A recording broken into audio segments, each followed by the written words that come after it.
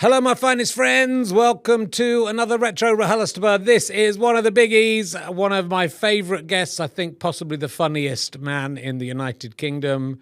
We're going back to 2022 for one of the many appearances of the fabulous Bob Mortimer. Just effortlessly funny about everything. For the first time out as a free video in full, no ads or anything. We don't care. It's not worth our while putting ads on there and annoying you on the video. We're going to annoy you on the audio, but if you don't like those ads on the audio, why not get ad-free podcasts by becoming a badger at gofasterstripe.com/badges. You get the podcast a day early, and if we can possibly do that, and you get all the videos, and you get badges, and you get a membership card. You find out who the guests are in advance of people. If you pay a little bit more, you get a couple of extra podcasts every month. It's a lot of fun, and it really helps us keep this thing going. And you can catch up on all the old podcast, all the old videos as well. There's, we're 3 years ahead, so there's a lot of stuff there to catch up on. But look, thank you for watching or listening. Tell your friends about the podcast. Come and see it live, richardherring.com/RHLSTP for all those dates. And look, enjoy Bob Mortimer. Here we go. Ladies and gentlemen, welcome to the Leicester Square Theatre. Please welcome a man who's just stolen some of Stuart Lee's links. It's Richard Herring.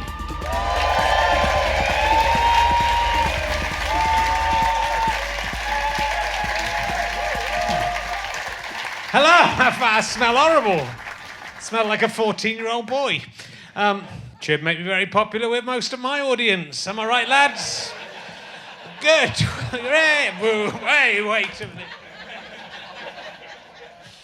Hello, my fine friends. Welcome to Richard Herring's Leicester Square Theatre podcast. Though I was talking to Squirtle and Bulbasaur from Pokemon. My kids have got into Pokemon. They call it RHLSTP. I don't know if that's... Welcome to this. We were cancelled last week, the last 2 weeks for the Queen's funeral. Both of the last 2 week shows were cancelled.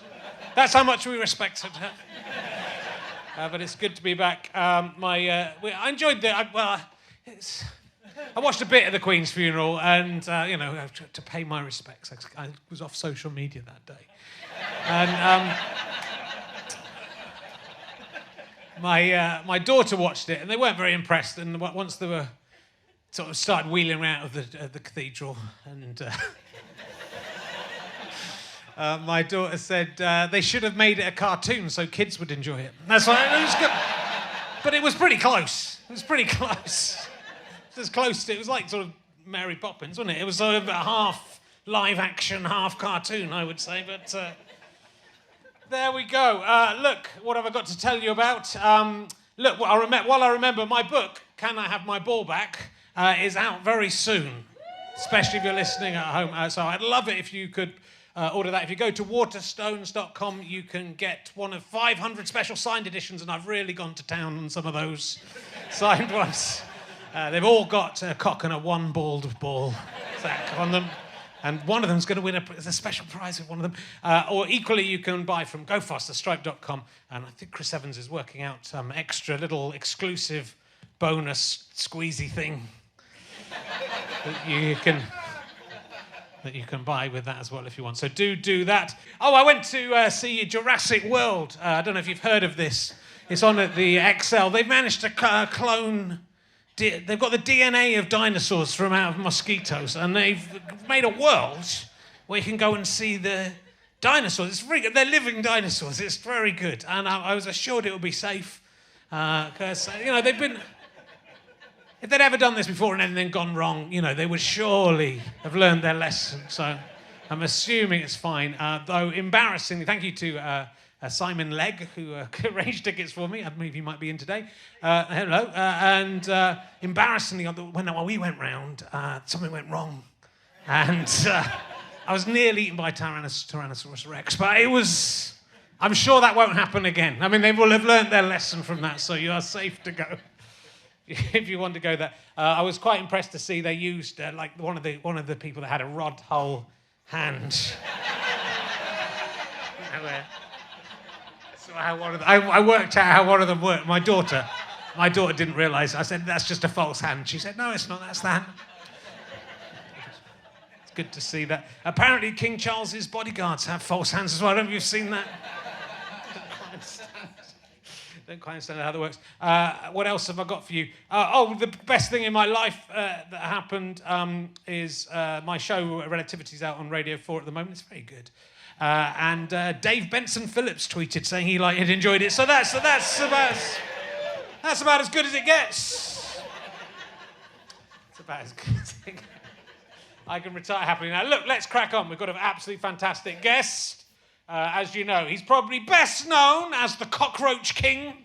That's what he's best known for. Will you please welcome, his third time here, I think, the incredible Bob Mortimer, ladies and gentlemen. He's here. There he is. Wow. I've been knocked over.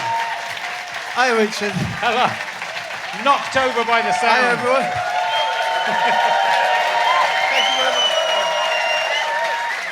Some of that's retrospectively for me, I think. I think some of that was... I think they just realised. I've read your book. Can I just say, Richard, yeah. I'm one of the... I don't know, lucky few or whatever, but I've read your book. Yeah. In the tiniest print. Yeah, it's the real copy is bigger print, thankfully. Yeah, and it's absolutely excellent, ladies and gentlemen. Thank you. I mean, it'll be no surprise to you, but what a great book. No, it's superb. Oh, thank you. Anyway, it is. I've read your book too, and I had it in a PDF, and it was the smallest possible print. Well, I got it on my Kindle because it was a PDF, and I'd worked out how you can email a PDF onto your Kindle. Right. But then, because it's a PDF, you couldn't. You'd either have to go every page and squeeze it up. Yeah. And it would go beyond the boundaries. I don't know. It's probably one of these IT nerds knows how to do this, but instead I just read it in very small, right like that. But it was good. I just got a new. Laptop, yeah. And everything's white on a black background. Okay. That's very troubling for someone of mine. I don't know how you get that. Maybe someone else has suffered from it and we can start a little group or something. I'm sure I'm obsessed with front door colours at the moment. Yeah. That would be shit, wouldn't it? I'm thinking of orange. Really, like, would anything be good in that colour? Socks? If someone weed against your front door, you wouldn't be able to tell. That's the only good thing about it. And a lot of people do, Richard, by way of passive comment. Unusual colour. That's an IPA, ladies and gentlemen. That's very nice. Look, very nice. I'm sure we probably talked about you being the Cockroach King on one of your previous times here, but it's sort of slightly apt because you have written a novel, Bob. Let's talk about this straight away. And how does that tie in with cockroaches? Because you're the sort of you were the Cockroach King when you were a lawyer or whatever you would call it. What was a legal man? You weren't a lawyer, were you? That's when you were at university. I did legal men's studies. Do you want to be a legal man? Yes, I bloody do. Good. That's what I thought. So you became known as the Cockroach King because you would help people. You would help out all the people in bad housing. Yeah, that was my little niche. Yeah, was cockroaches because I was in South London and there was a big the North Peckham Estates and so on, and they were completely infested with cockroaches, and I became like the man. Because I took the first private prosecution against the council under the Public Health Act. And it were really nice, because one thing you can never do, I sometimes think in any of those sort of social work, legal aid things, is actually make a real difference. Yeah. It's just an elastoplast and you make a bit of dosh doing it. But with that one, when we got to court, they would say, oh, we'll rehouse. And that was lovely, because someone would say, I've got a new house. Because I went to see this moon-faced man. I went through a door, there he was, and I have a new house. It's good. So, it was a pleasant time. Did you name yourself the Cockroach King? Or did no, other the people? South London Press did. Right. Hey! Cockroach King. Do you fancy being king of the cockroaches? If you could have... It'd be quite... If all the cockroaches, you could snap your fingers and they could do your bidding. If you could rule over them. This is a good subject, isn't it? What would you like best to be? Maybe king of the plasterers.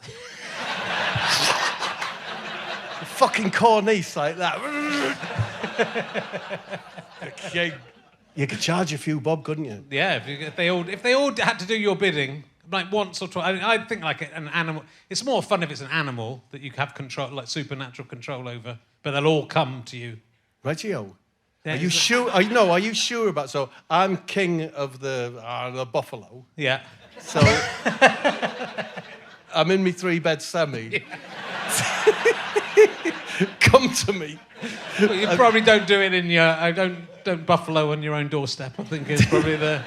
You probably wait and wait. You'd be a situation. You'd be in trouble, and then you could go. Maybe you'd have a magic flute or just ungawa or something. And then there'd be a rumble. Yes. But if it was I like insects because they'd come out of they'd sort of come and they could, form into kind of big, like robots or something, and then cockroaches could go. You're king of the insect robot hybrids. You can make them do whatever you want. So a thing like a cockroach, you'd be like the Borg, wouldn't you? If you could control all the cockroaches, you could make them just go and bite someone, or you could make them.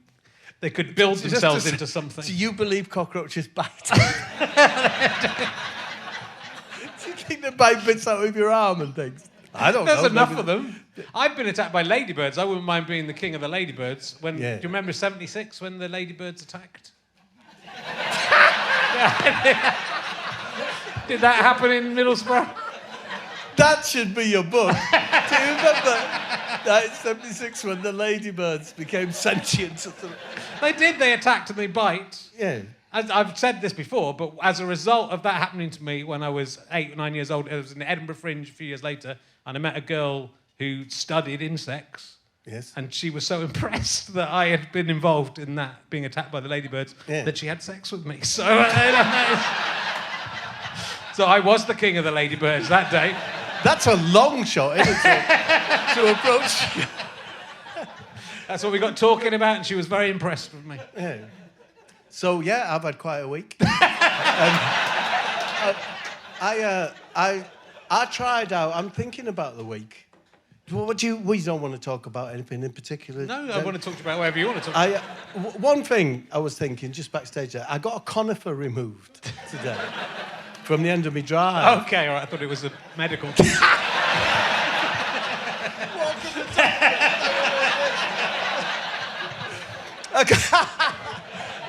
Deciduous.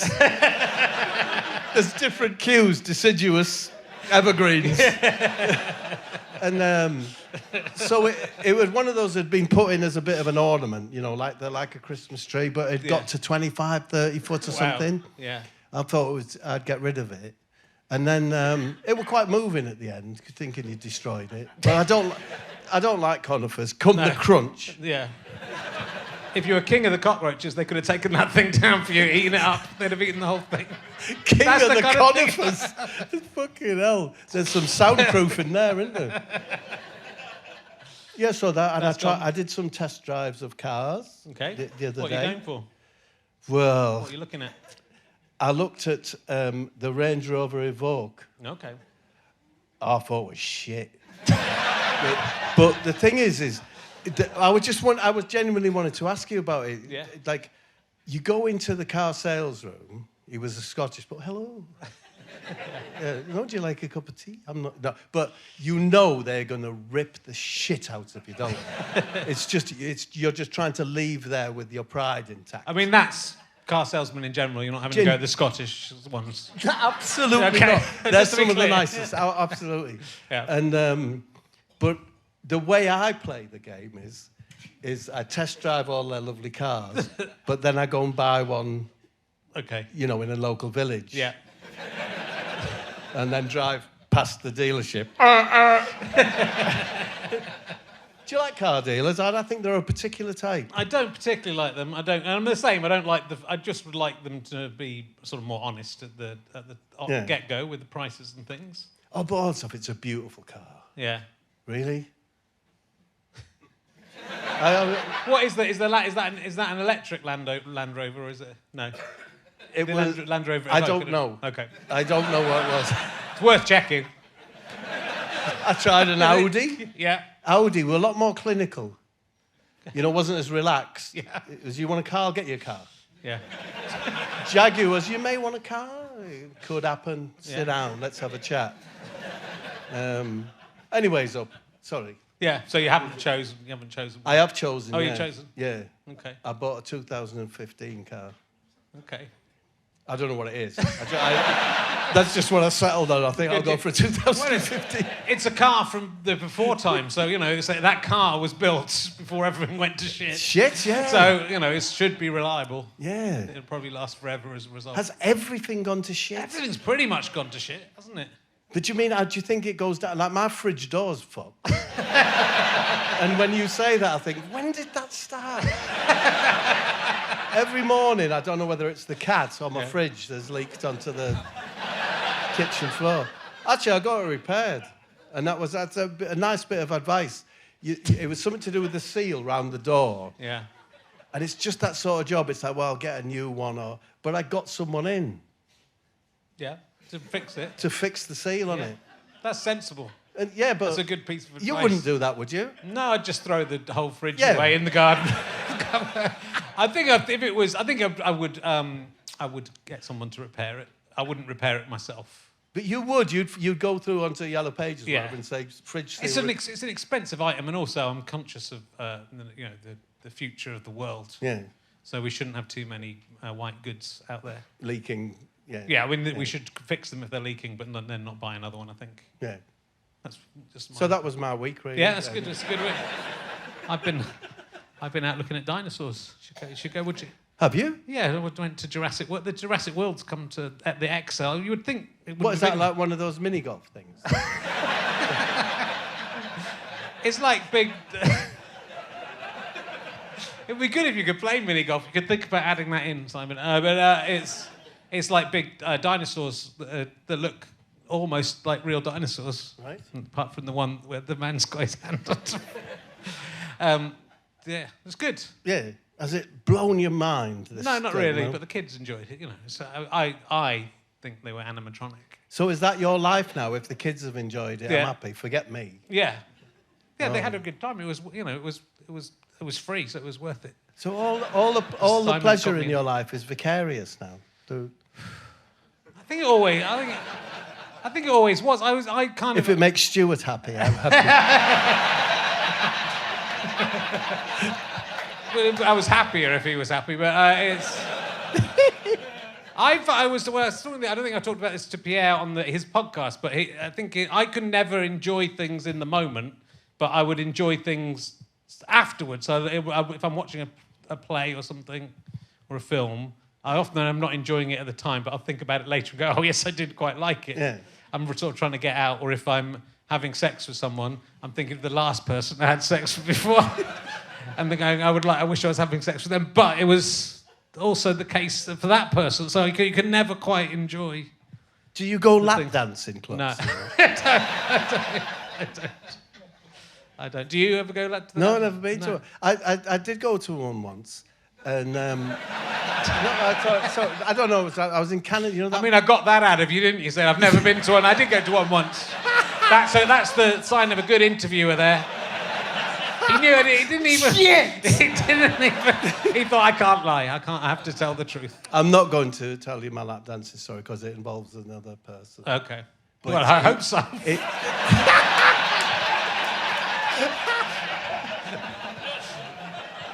Can you give yourself a lap dance? Is that? I mean, it's. Hey, that's just masturbating. That's just having a wank. No, I've never been to a lap. I've been to one where. Do you know, not where a lady comes out with no clothes on. Right. And you look at her shiny torch on her. Or whatever. From the past. Yeah. Different times. But I was with someone in Montreal who you really wouldn't imagine would ever be near. There was the middle of the day. Alan Carr.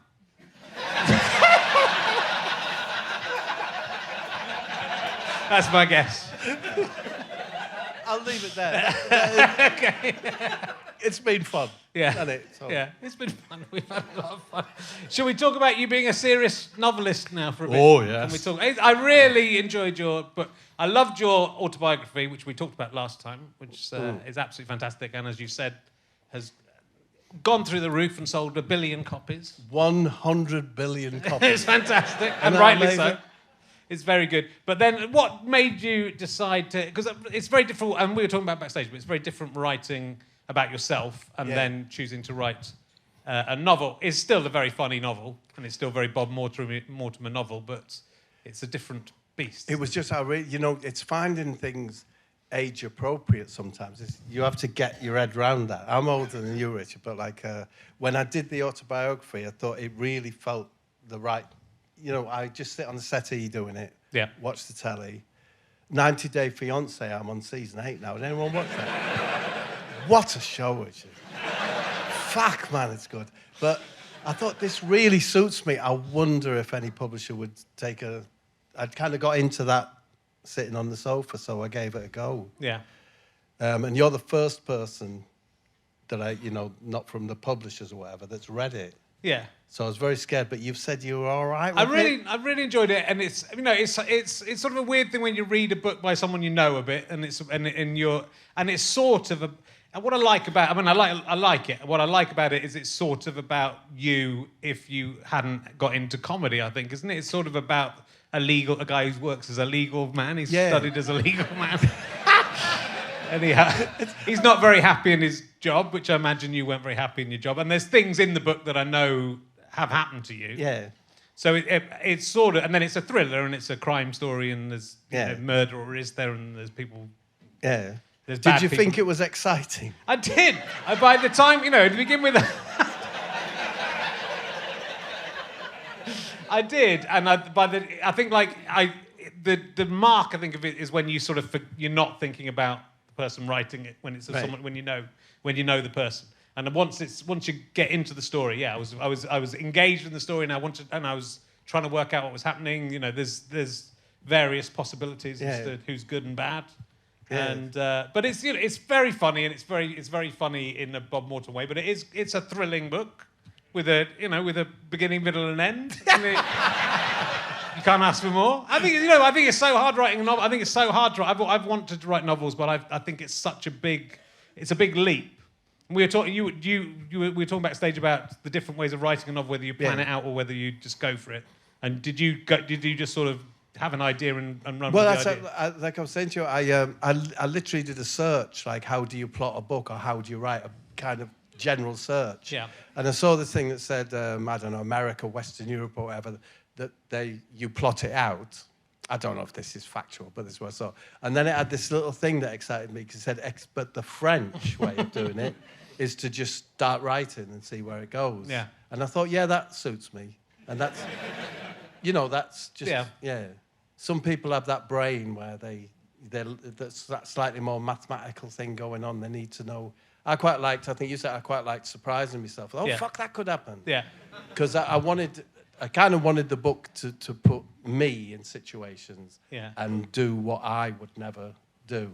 See if that was fun. Yeah, yeah. Like it all starts off with me meeting that girl. I would never have met that girl. I would never have had the bottle to go up and meet her. Sure. And, of course, she changes my life kind of thing. So it's just fun, being another person, but being me. Yeah, it's Bob Mortimer who didn't become a successful comedian, still working in that job, and because there's a story in there about, which I think happened to you, didn't it, about the mortgage not being signed and you having to send someone around to get it signed. That happened to you, didn't it? I don't think so. Oh no, okay. No, okay. I've no memory of that. But you've chosen a subject. It's called the Satsuma Complex, we should say. Yes. Which is because there's a book within the book that's called. Do you know what that was? What? That was me. Like I don't read much, but I read the. Is it Murakami? Can't think of his first name. Haruto Murakami. I like his books. Okay. And I've got titles like that. Right. And when I first started it, I thought, I'm going to write a book that's better than his. And then I fucking hell. And then after, no, you're not. But then the title was there. Yeah. And then you'll know that, in a funny way, the book that's being read in the book becomes central to everything. Yeah. And that's as it were, And it's a kind of Bob Mortimer funny to be. You're kind of interested in satsumas. Well, I think they can be delightful, but they can sometimes surprise you, can't they, with their tartness? Yeah. Or a certain floweriness. Do Do you know what I mean? Yeah, I do. They're an unpredictable fruit, and also they can turn out to be a slightly different fruit. If you think you've got a satsuma and you've got a clementine. You've got a fucking tangerine, worse than that. Yeah. I really like a nectarine. Yeah. If you can get a ripe one, which isn't easy. It's not easy. No. Do you know what I mean, though? Goes in ready to eat, just tuck in, lad. Perfectly ripe. Go on, off you go. Yeah. Fuck it. I like this. Well, I prefer the satsuma because the skin comes off properly and easily. It's like it's sort of slightly baggy, like an old man's face. Did you say an old man's face? Yeah. You can just put your thumb in and it all comes off. Whereas a nectarine is sometimes too tight, isn't it? A nectarine can be very tight. And there's a lot of work. Like a younger man's head. Yeah, this is like taking the face off a young man. So I prefer the older man's head. I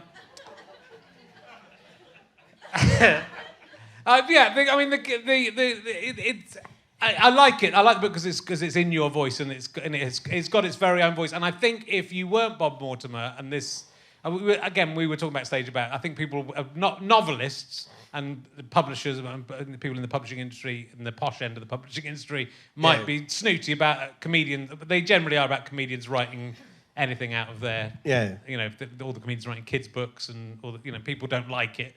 Yeah.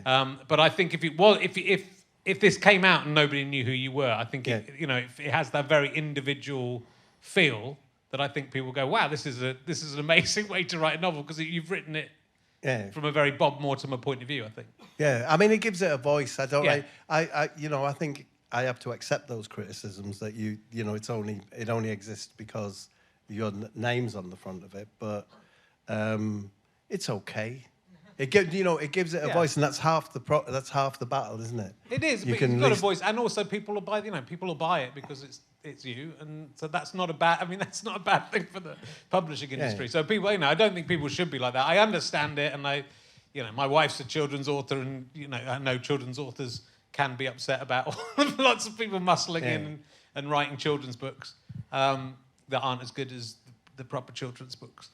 But sell lots of copies. I can't think who I'm thinking of. Have you written it?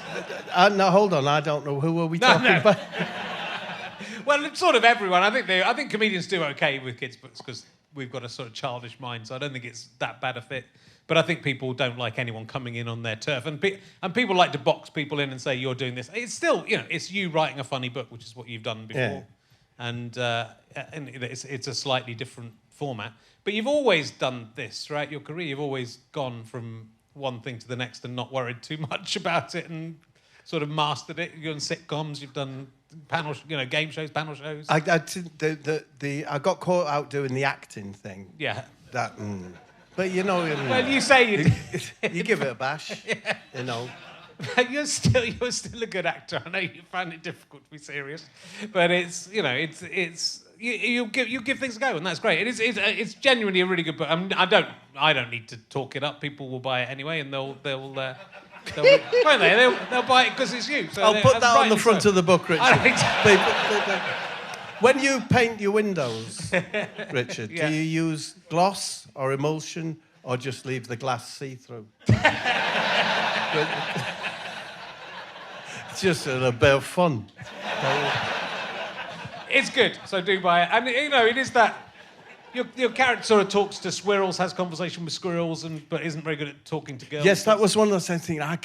Once I'd realised I wasn't Murakami, and that I could write, as it were, I found that the really difficult bits of those internal monologues. Yeah. That's tricky. It just sounds awful. So I thought, well, I'll just talk to a squirrel. And it just, it made it easier. Yeah. He can say, what are you thinking about? Why do you look like that? Yeah, They should put one in every novel, shouldn't they? They should have a squirrel. It's quite it's a good shortcut. Yeah, it is. They should stick them into some existing novels. Yeah. It's very funny. It's called the Satsuma Complex. But it's coming out at the end of October. It is, yeah. With direct competition yours in the bookshelves. Yeah, I'll be out a week before you, so I've got that advantage. Well, we should co-promote. We should. That's what we should do. Okay. Yeah, get Sting along. Get him to play a bit of loop music. Maybe get something like fair trade on board. Yeah. Back in it. That might work, mightn't it? Bit of fizz, I don't know. Right, I'm going to ask you, I've got a new emergency question specially for you. Oh. I've invented this one for you, and I'm going to use it, though. I think it's good. I was eating some cheese yesterday, and then that's when this idea came to me for an emergency question. That's a rolling emergency book. This is my emergency question book that I'm putting all the best ones in because I've got too many in different. Would you ever use it in a genuine emergency, roadside crash? Would you ever run up? Maybe, yeah. Or a cardiac arrest on a plane? Yeah, or a, maybe. Give it a go. No, it might help. I've read a very good book, which is going to be in the book club, might have been already by the time you hear this at home, by Lee Pickett, which is the life of a fireman, and he has to sometimes get in the car and hold people's hands and talk to them as they're either injured or dying. Yeah. And yeah, so I'm going to give him a copy of this to try. I think it was very moving. He's a very nice guy. This is my question. That's for you. What's the worst cheese that you'd still be prepared to eat? The worst. I do love cheese. Yeah, I love cheese as well. I'll tell you my answer because this is what I was eating. I was eating some halloumi, which is the best cheese. There's no. Oh no, Rich. The best cheese. I don't even believe it's a cheese. Really? It's the best. It makes a noise. It's a bit of chili and it's delicious. Well, if you want a noise, eat the bulb off a clown horn. In fact, that's not that far from halloumi, is it? I think feta cheese, yeah. I'll eat it, but I don't like it. I'm with you on that. Yeah. I'm with you on that. I'll eat it. If it's there, yeah. I'll eat it, and I'll probably eat all of it, but the last couple of pieces will make me feel quite unwell. No, I'm with you on that. Don't like it. Yeah. Yeah, I think I've answered I'm trying to think of a bad cheese. I used to think the Kraft slices were a bad cheese. Yeah. Be a bit snooty about them. Yeah. But if you cook some macaroni and just lob endless amounts of them in and stir it, it's delicious as a macaroni cheese. So every cheese has its place. I think so. Bad cheese. Give me a second. I mean, I like. Oh, I don't like those ones that have got freaking that look like a cake. They've got bits of date in or. Yeah, I know what you mean. I don't quite know what they have in them. Yeah. I'm not a big fan of cheddar, which is a terrible thing because that's where I'm from. I eat it, but it's on everything. But I don't find it that. So that wouldn't be your desert island cheese. I think a lot of people would say that. I think they would give you cheddar like the Bible. No, it's true though, isn't it? You can tell your cheddar's safe. But my instant reaction for a desert island is Stilton, I think. Yeah. I think so. I'm not. I see Stilton. Do you like cheese? You said you did. You're like fucking halloumi. Stilton is one of those. It has to be the right moment, and then I like Stilton. It's kind of It's Christmas for Stilton. I don't eat Stilton any other time. Oh well. I like blue cheese, but Stilton. I'm very xenophobic towards English cheeses. I like cheeses from anywhere else but England. Do you like that French runny one that says époissé or poissé? Yeah, I do like French runny ones. So very nice, isn't it? Yeah. That's very nice cheese. But what was your desert island cheese? I got Stilton. If it was one, I'd take halloumi with chili in it, but there'd have to be. You'd have to be able to griddle it. You've got to griddle it, so I'd have to have fire as well. But that's like you can have the Bible, or you can have this 1983 Shoot magazine. Yeah. Oh, I'll take the Shoot magazine. Yeah. I'll take the Shoot magazine. Would you? If it's one with the league table in it and you can move all the teams around. Those are the only Shoot magazines I bought because I used to play Subbuteo against myself and then moved the teams around. It was good. If I ever asked you this question, Bob, I don't think I have. I'm going to go back to talking about real stuff in a sec. If you had to do a human centipede with two other people, have I asked you this question? I don't think so. You choose the other people in the human centipede, but you're in the middle. Who would you have? First of all, thank you for the question. Thank you for plucking that one out. Yeah. You could have asked me, do I wish Sports Direct sold meat? You know what I mean? But no, you're in a human centipede. Richard, man. So I want, I suppose, someone clean up front. Yeah. Any of the Canadian 2000 Olympic swimming team. I bet they're clean. They will be clean. What happens And not around a hair the back? in the body as well. Yes, so what happens around the back? Someone's got their mouth attached to your anus, sewn to your anus. Whoa. That needs to be an enemy. It does. Because I have a particular problems down there. See, that's it. Ugh. Honestly, when you get, it's worse that, go to the doctor, say, oh, I'm depressed, it's hard, isn't it? Yeah. So you say you've hurt something, you say, oh, by the way, I'm a bit not feeling too good or whatever. To say, with this stigma with it, I'm not, my wife will kill me if I talk about this, let's stop that.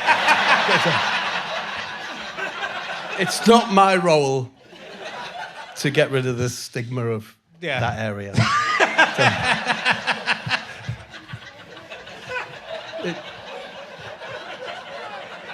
The problem is everyone's imagining something worse than whatever it is now, Bob. I think that's the problem. But don't. I mean, I'm tempted because I'm obsessed. Yeah. We can come back to it. We'll move on. Hey, look, thank you very much for having me on Gone Fishing. Which, Richard's on gone fishing on Friday. Yeah. And it's... do you like gone fishing, or do you think it's a box of shit? I wouldn't have thought it would be. You can be honest, Richard. I wouldn't have thought I like it because it's just... It's beautifully shot. And it's just two mates messing around and having fun. And it's just, there's something very calming and lovely about it. I think everyone loves it, don't they? It's an amazing show, and it is anyone in the family can enjoy that. That's right. As well, there's nothing. It's family friendly. There's nothing. You can call your buffalo in. Yeah. Cockroaches. There's me talking about my balls in it, but apart from that, it's family friendly. But yeah, I think it's. And what I was impressed with coming down, we went to a beautiful. You were just in a little gatehouse sort of thing. Yeah. This amazing stately home by the Thames. But what was impressive, and what you don't see very often on TV, is the whole team behind that show, all the people working on it, adore you, like love you, and love Paul. You and Paul, and love working on the show, and they're so happy. And I think the only other show that's like that I've experienced is that Taskmaster. Isn't that interesting? Yeah. Taskmaster's so lovely. The atmosphere there's amazing, isn't it? Yeah. And you feel like all the people working on both those shows, if they just said we can't pay you anymore, we'll still come in and do it. Yeah. So I think that I talked to a few of the runners and producers and different people, and they were all exactly the same, and they loved it. Which is and after as many series you've done, that's a real testament. People want to work on it still. Yeah. And it's their kind of dream job. It's nice that you've done so much, like 30 odd years, Richard. Like, I don't know. Sorry, my ignorance, but I don't know what you're doing it now. But doing a telly show without any script or prep. Yeah. Which in terms of when you do Taskmaster, you have no idea what's going to happen to you. No. There is a certain sort of magic and collective will for it to. There isn't all the angst about scripts and this and. It's a very refreshing show to do, and we should do one. Right. About bin men, go around with bin men. You tell me what to do. You're the king of the herring, and I'll do whatever you tell me to do. So, if you want to do that, I don't even mind going at the back on the human centipede. If it comes to it. I wasn't looking for a compliment for Gone Fishing, but yes, you did it, and it was great. It's a really lovely show. Yeah, and it was such fun to do it, and I was in and out very quickly. Yeah, you fucked off like a kite, didn't you? I was told to fuck off. They told me, hey, fuck off. We've got a lovely night planned. It's such a. You obviously enjoy it, and I love it. It's a kind of. It is a dream job for you guys as well as the crew. Yeah, because Paul loves fishing. That's all he wants to do. Yeah. And I irritate him a bit, but he's that unique combination that he's quite. quite feisty and testy, Paul, but he's a lovely, lovely man, and that's a great combination. Sometimes, you don't want just lovely man. Yeah. Legal man, lovely man. So no, that's lovely, and we didn't know that was there. No, but also it's interesting. I mean, you both obviously have worked in loosely or strongly as sort of double act, and I think if you're putting a double act together, you wouldn't say, "Shall we take the two nicest ones and see how they get on?" Because you would think you would need, you'd need some conflict, or or one to be, high status and low status. Yeah. But you're sort of equal status in it. I mean, except he can fish and you can't fish. I can't fish. It's interesting though, like, because when not wanting to pry into your double act, I'm not going down that line, but the double act thing is interesting, isn't it? Yeah. Is there a compromise? Is one willing to be the feed, one willing to be, where does that... And me and Paul, we were both very aware that we were lucky with the two people we attached ourselves to. So we got very comfortable being number twos, genuinely. Fucking, honestly, like, we often talk about it. But I think it's, unbeknownst to us, two number twos is all right. It is. Shit, it would be all right with my ass. But also, I think you were both, you're sort of both, because you came sort of into Jim's stuff, and, with Harry and Paul, it was, Harry was the star. Yeah. But in both cases, I think, you came around the inside track and, more than showed your worth of both of you. I think with Paul, he was so, he is so talented, and he was so amazing at all those characters that he did in all of those shows. I went back and watched I think the Harry Enfield shows on Netflix. They're really good, aren't they? They're still, amazing, it really stands up, and he's so good. Yeah. So I mean, I think you're both very modest, perhaps, and you both kind of think, that the other person is, and they're both. And I'm not saying Harry and Vic are not giants. They're fantastic as well. But you both more than held your own. Were you equal with? My memory is I'm fuck. In the general double act way. Were you? I think of you as you were absolutely equal. Yeah, I mean, not in terms of the amount of work we put in, maybe, but it's. I think we were both. I think if anything, I was sort of more the funny one, but we were both funny. I think it was sort of like, it wasn't quite straight man, funny man, but I was the sillier one of the two, I suppose. But you were both funny guys, weren't you? So he was funny as well. Yeah. I mean, Newman and Baddiel. Sorry, I missed that. Fuck. What was it? I just said he was. Newman and Baddiel. Yeah.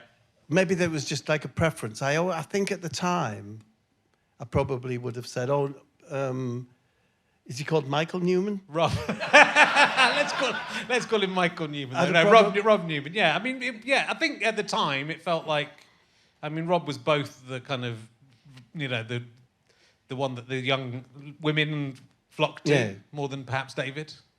And I don't think he'd mind me saying that, but I think also he was, But I think it's interesting seeing people that's an interesting case over the course of a career. They're both carrying on working. They're both working, but. David's probably had the better of it in terms of. He's a nice fella, isn't he? He is. Yeah. At the end of the day. He is. Because you two were, me and Jim were the daft ones. Yeah. You two, the gorgeous ones. And Newman and Baddiel were the successful ones. It's something like that, isn't it? Well, I think people felt because we sort of came just a couple of years after Newman and Baddiel. I think people felt that we were trying to emulate Newman and Baddiel, which we weren't. I think we were much more of a double act. Newman and Baddiel weren't really a double act, except in their History Today sketches, which were fantastic. And they tended to do separate stuff. Yeah. But we were more of a double. I think you guys were. Again, I think yours kind of evolved into being a double act from being like a one-man show with you. No, I was just a feed man at the beginning. It just helped Vic do more if he had someone to bounce. I was purely. I didn't have a funny line to say at all, but I was.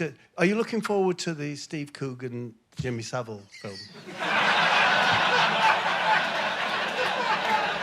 I think. You're looking for... It'd be interesting to say. Well, you know, this again is a case where if it was, I think because some people think if someone who's a comedy person Yes. does something serious, then that's somehow not taking the subject seriously, right? And it seems a great actor, and it's, you know, it's an interesting choice. But now then, I could have done it. Now then. Are you looking looking forward? I'm not looking forward to. I'm quite looking forward to the one about Richard III in the car park. That Right. Did. I'm looking forward to that. You prefer car parks to... I prefer. I don't. I think I don't really want to. I've seen a play about Jimmy Savile with Alistair McGowan playing him, and he was very good. And I've seen documentaries about Jimmy Savile, and I kind of am a bit like I don't really want. You Savilled out. I don't really want to see it. He's pretty fucking horrible, isn't he? Yeah, it's horrible stuff. Isn't it? And I don't know if I want to see any more of it really, because I feel like I've got the idea. And Okay. Are you looking forward to the new Minions? Because I'm afraid that's all that's coming out next year. It's Minions. Let's stop talking about this. Let's stop talking. I always bring You along got your joke book. my joke book. Thank you. Do you want me to read anything out from my joke? I would love you to. Yeah. Don't do anything you did last time, though. I have no. This isn't no joke. This is all there is. Okay. So it could well No, be. it was funny, so we can have the same one again. I bet I read that one out. I think that I probably. Did you know that if you fart and yep. Okay. Let's make them go and listen to the last year's one to get that one. If you haven't heard that one yet, go to last year. What about this one? Yeah. Bloke applied for a job at the circus. What can you do? Asked the owner. Really good bird impressions. Sorry, we've got someone who does that already. Oh, well, said the bloke as he flew out of the tent.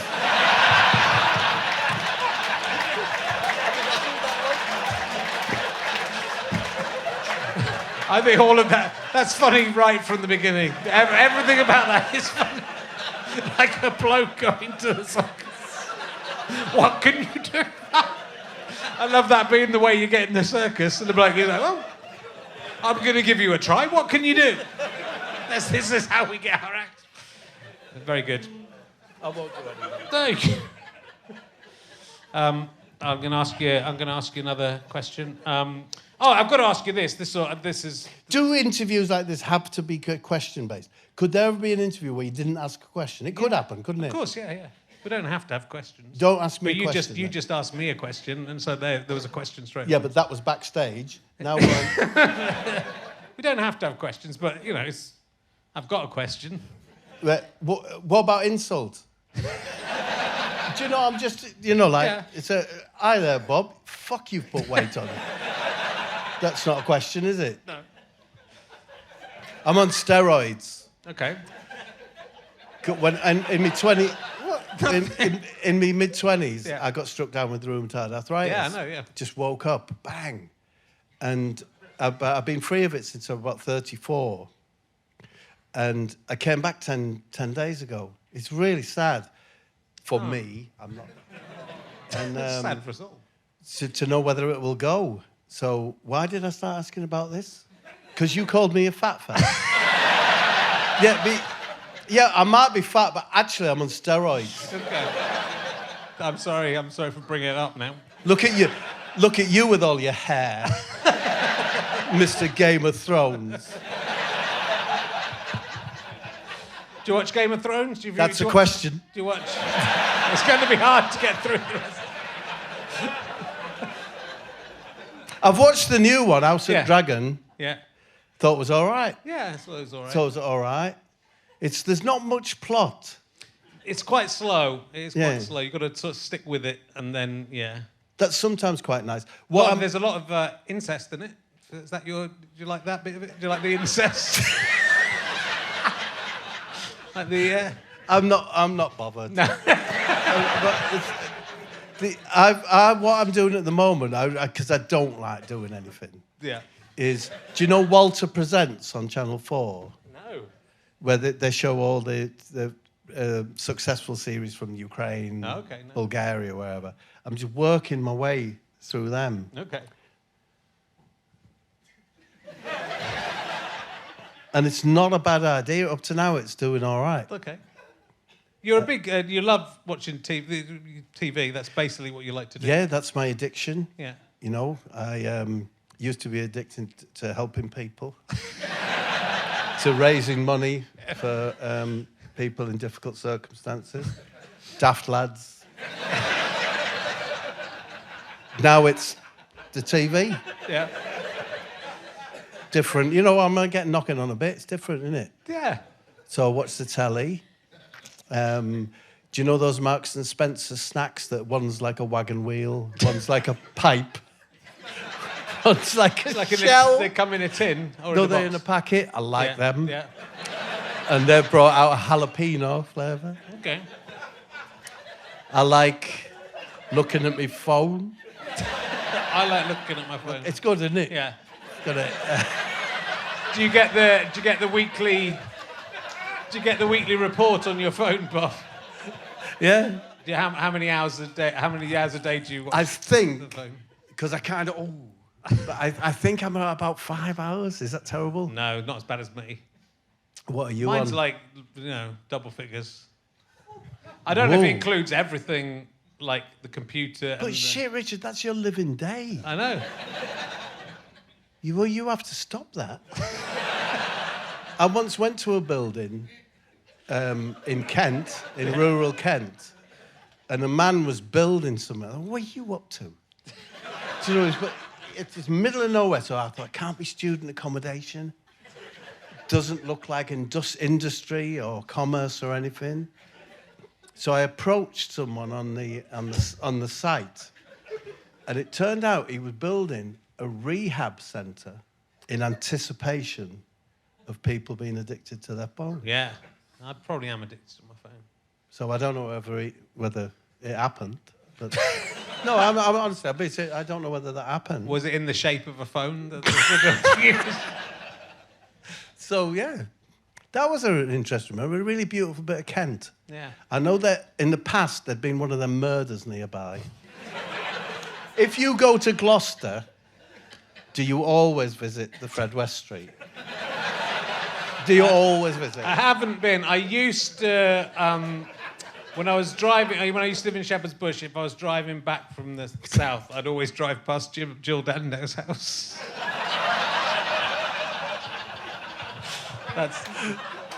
That's okay. Just as a little thing to do. Yeah, that's okay.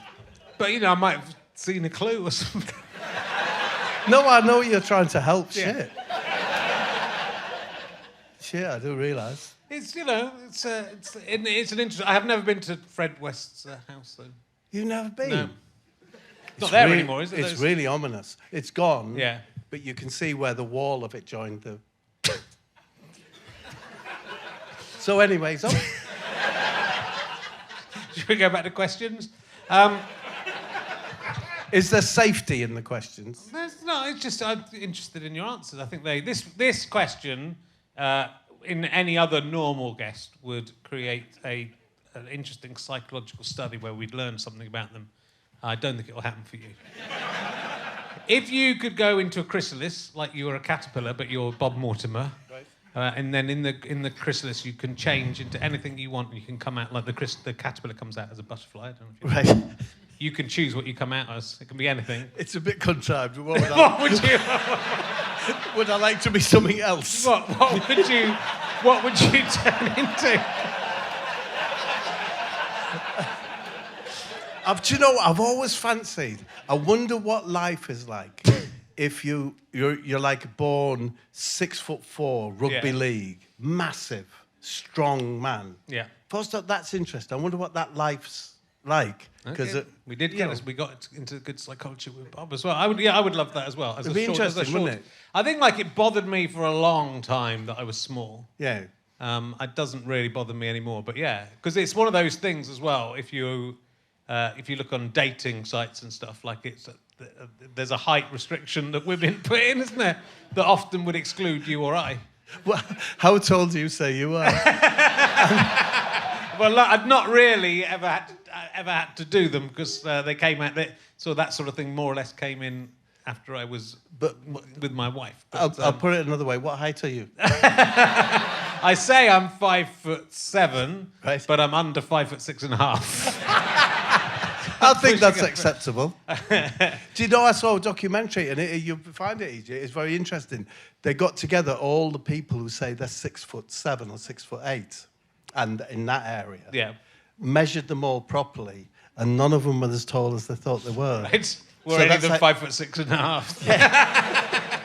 Yeah, they were little shrimps. No, I'm 5'7.5". Yeah. Do you reckon? Well, your character in your novel says he's 1.5 inches smaller or 2 inches smaller than the national average, which is 5'10". Right. Is it? Maybe. I think probably 5'9", 5'10" for a man, I guess. I don't know. What position would you have taken in the circus? Because everyone here is thinking lion tamer. You've got that look. The thing I loved about the circus when I went was the clowns. I loved the clowns. Great, weren't they? Straight away, and I wanted to be a clown when I was 4 years old. But they've become scary now, They are. Yeah. Well, I mean, they probably were scary. I remember being scared of the circus. I have a memory of a circus, and I remember nothing about it apart from being outside of the circus and scared about something. Yeah. And my dad, I think, walking me around the outside of the tent. Yeah. That's my only memory of going to the circus, is being scared of something in the circus. It was an amazing feeling, though, wasn't it? Yeah. It's what would you think? Do you think a coconut shy would be a useful addition to every single service station on the motorway? I think it would be. You'd stop at, if it said KFC, Costa, so coconut shy. Yeah. Well, stop at that one. It's free. It's free. And the coconuts, if you hit one off, you get it. You get a coconut, yeah. That's the one you're stopping at, isn't it? Yeah, definitely. Have you got an air fryer? You're not bothered? I'm not bothered, although, it's just we got.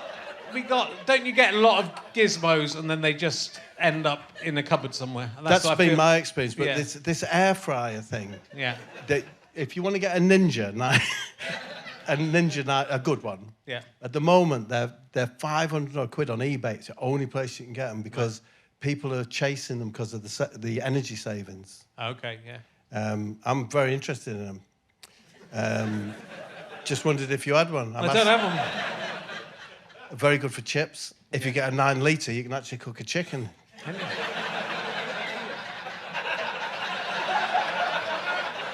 So I think we're all agreed 9 litre it is.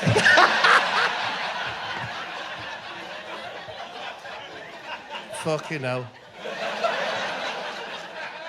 I don't know. It's great with Richard because I don't think he gives a fuck.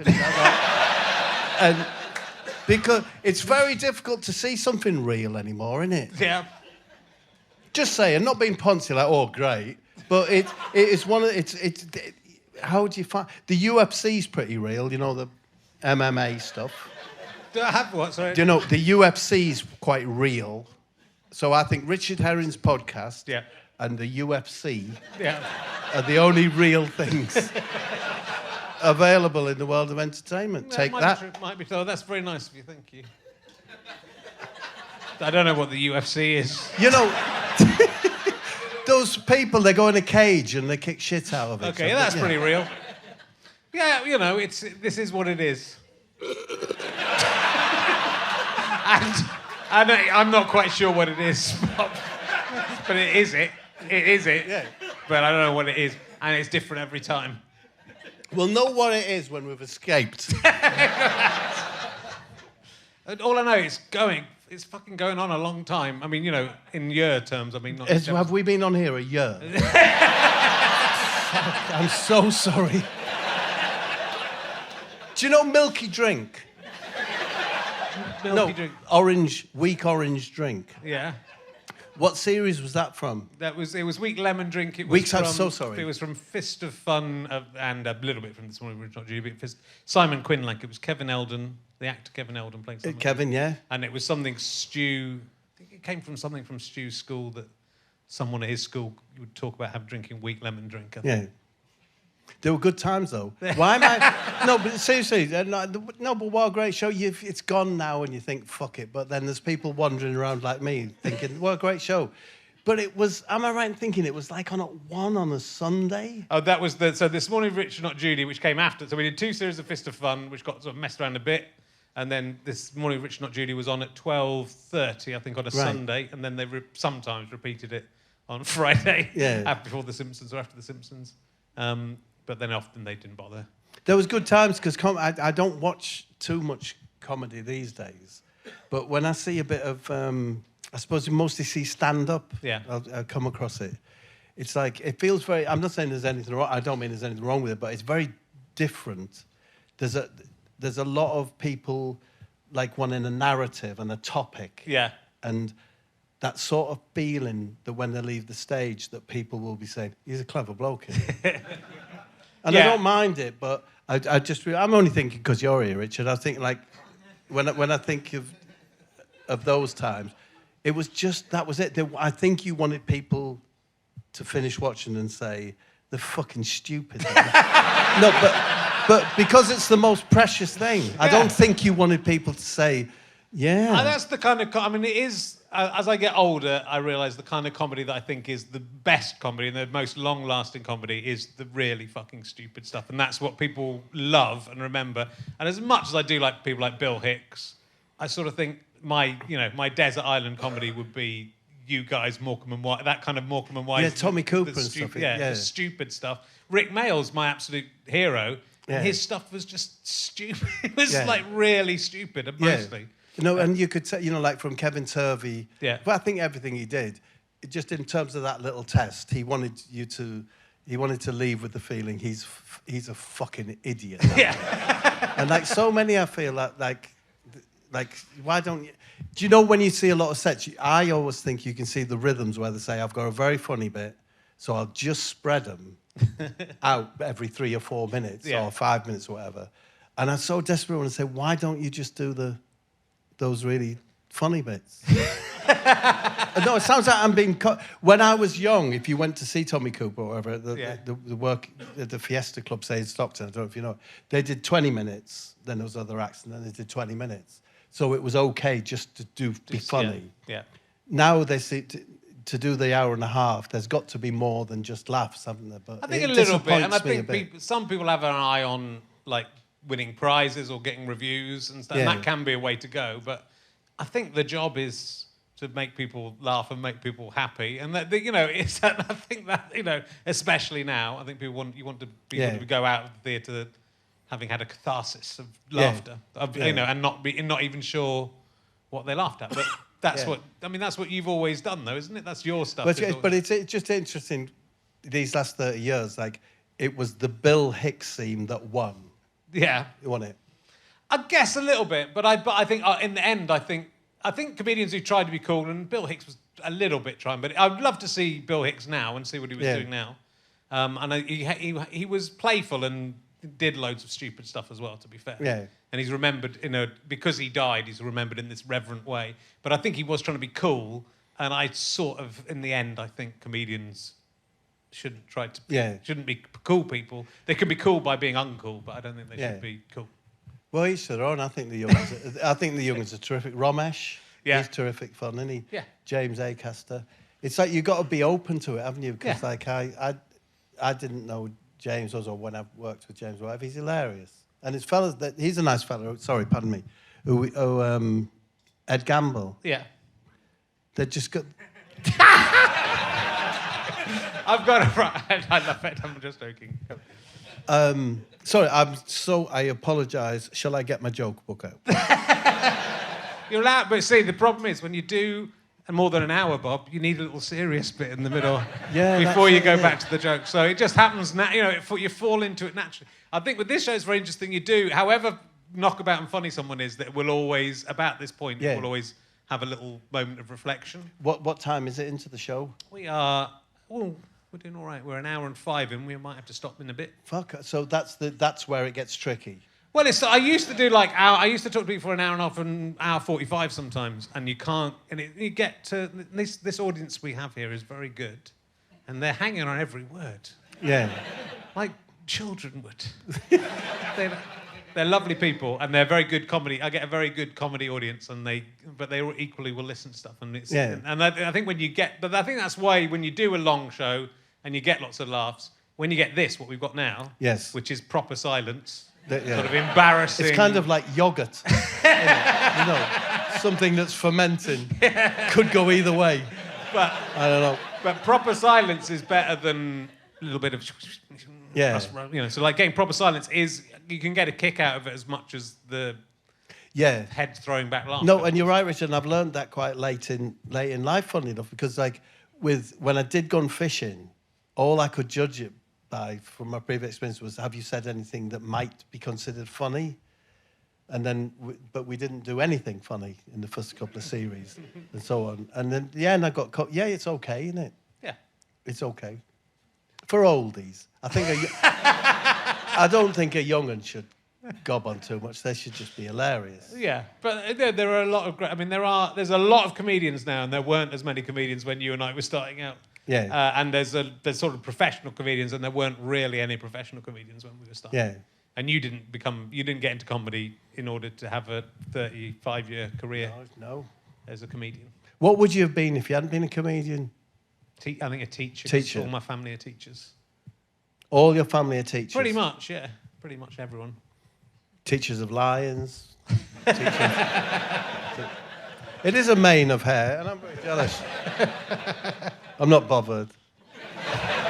My son cut my hair today. That's quite an intimate thing for a 26-year-old to do, isn't it? Yeah. It's nice. Yeah. Nice if your son's, that into you. Yeah. Well, I don't know where he's into me. In that sense. Big jug of water. You've got a thirst on you. They've given me a big jug.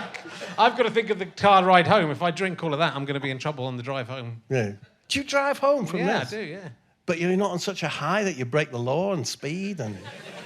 I'm not saying that I don't go pretty fast in my e-golf. No, it's more. I'm more scared about falling asleep than at the wheel. Yeah, especially after reading this book by the fireman where he gets in and holds people's hands.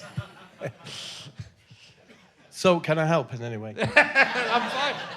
I'm fine. Are you healthy, Bob? Is everything going all right with you? No, I'm not very well. I'm not very healthy at the moment. No. And are you keeping up a healthy lifestyle after your heart troubles? Well, I sit more or less perfectly still all day, so I figure in nature that's one of the safest things, isn't it? So you never know, I might be okay. Yeah. But, it's tricky. I did a show last week, did a fishing show. Yeah. So that's only 2.5 days filming, and I did it Tuesday, Wednesday, half of Thursday, and I was in hospital on the Saturday, with I'm sorry, I shouldn't have said that, should I? It's all right. A real downer, though, isn't it? It's not a downer. So, yeah. I think because I was a smoker and an incredibly fast runner and a very dramatic dancer, and I put that all into my younger years. So I think I'm about 10 years ahead of myself in terms of my body aging. Sure. Have you seen the Michael Flaherty film? I've seen the trailer, I haven't seen the whole thing. Yeah, I've only seen the trailer. But, he's put his body through some shit, hasn't he? And he might, I don't know how old he is, 60, but he might be similar. He might actually be 70 inside. But I put it down to the dancing. I love to dance, and I'm not ashamed that I spent all those hours dancing. That's good. I loved it. And you played football. You're a nearly professional footballer. Yeah. It's the truth. You must have been pretty fit. Yeah, I was fit then. Yeah, but you could do anything then, couldn't you? Yeah. I said to my son, he's 26, and he cuts hair. I said to my son, Tom, could you run a marathon now? £10,000, could you run a marathon now? And he said, I think you can when you're 26. Yeah. I think you probably could. I mean, you could do it. It wouldn't be... Oh, it'd be terrible. Yeah, but I think you could do it. Yeah. I once walked, I think it was 12 to 17 miles, can't quite remember, from Crimdon Dean, which is near Hartlepool, to Newcastle overnight to see the debut, is it debut, of a film, Tommy, the rock opera. Yeah. And that's quite a long way, 12 to 17 miles, isn't it? But you could night. do it then, you're young. Yeah. Yeah.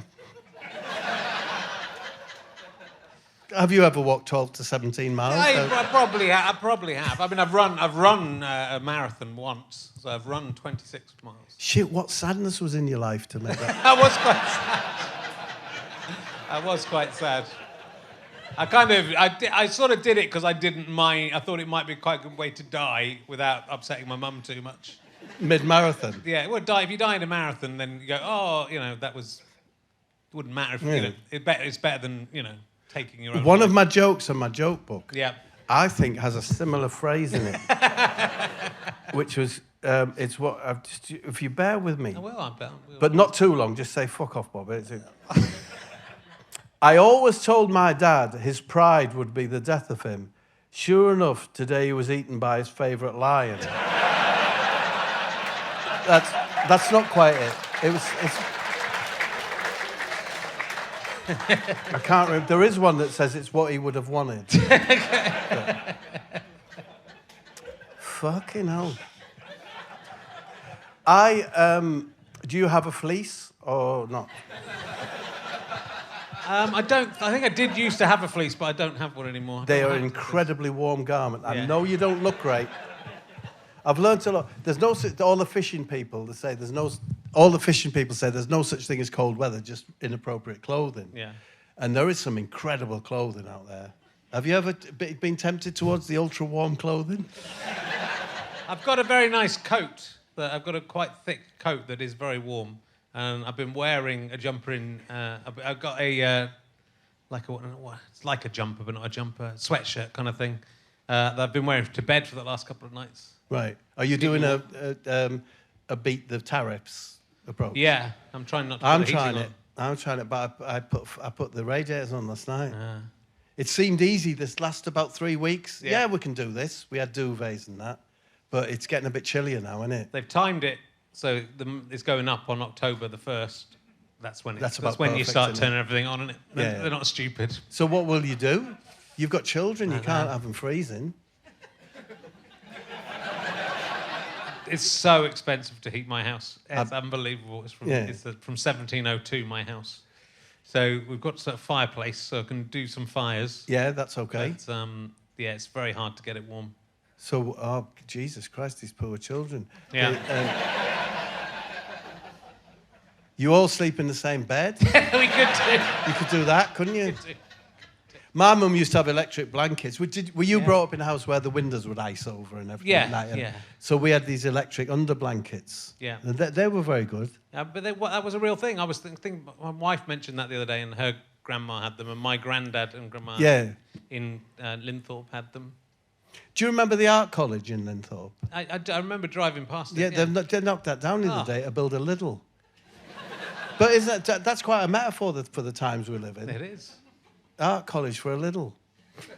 Purpose built, with beautiful windows and everything. Yeah. Now it's a Lidl. Yeah. It's more in keeping with Middlesbrough, to be fair.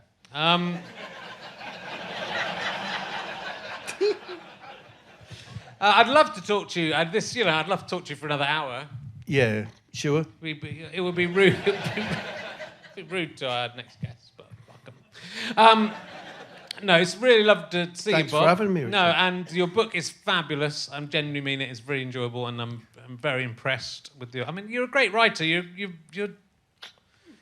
Yeah, what I wonder about you, Bob, is how many other Bob Mortimers there are out there in the world who, if they'd walked into that comedy club, would have and met Vic Reeves, he would have discovered them, and then they would be here.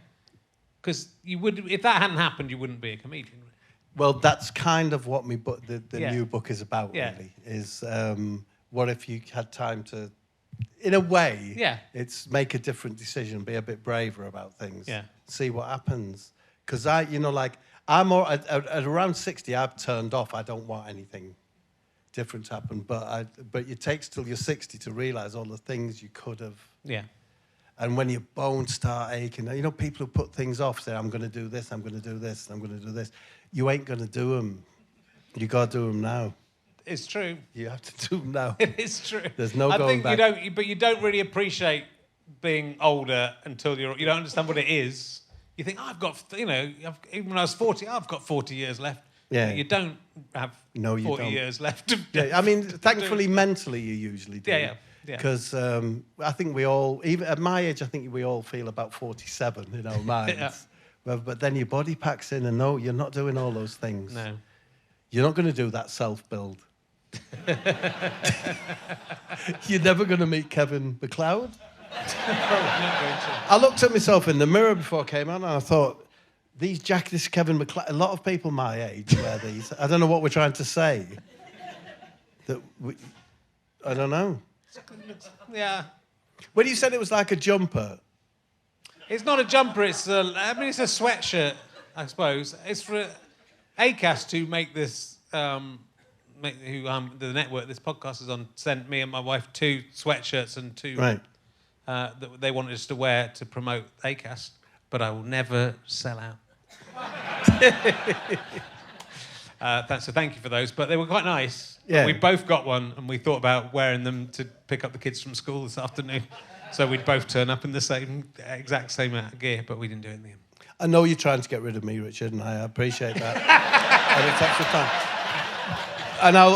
But I'd have to say the most disappointing moment for me this evening was when you basically turned your nose up at the air fryer. Because you really did. I'd get one. I think you should look into it. Okay, I'm going to look in. I'll look into it. Chicken in one side, roast potatoes, sausages in the other. Yeah. Bing. There you go, kids. Okay. Chicken roast. I've got an oven. Oh, right, yeah. You've got an oven in your 17th century house. Yeah. How long does it take to pump the heat up on the oven? Is it? I've got a chicken brick. I've still got a chicken brick from Habitat. That's a good way to cook a chicken. How quick does a chicken brick cook? You do it in you put it in cold, but at 200 degrees. Yes. So you do it goes pretty quick. It's about an hour and a quarter. Do you like chicken? Yeah. I thought I liked lamb until yesterday. Yeah.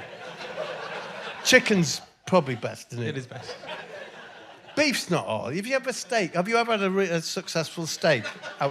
I used to love steak, but I'm trying to stop eating beef. Yeah? Because it's bad for the environment. Yeah. Carcinogenic if it's burnt, and it can happen. Yeah, not in an air fryer.